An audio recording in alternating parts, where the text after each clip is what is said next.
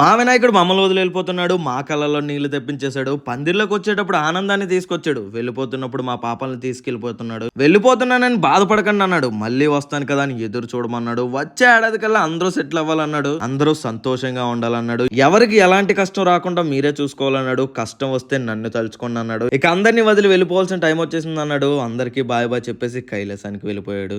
మా దేవుడు అయినా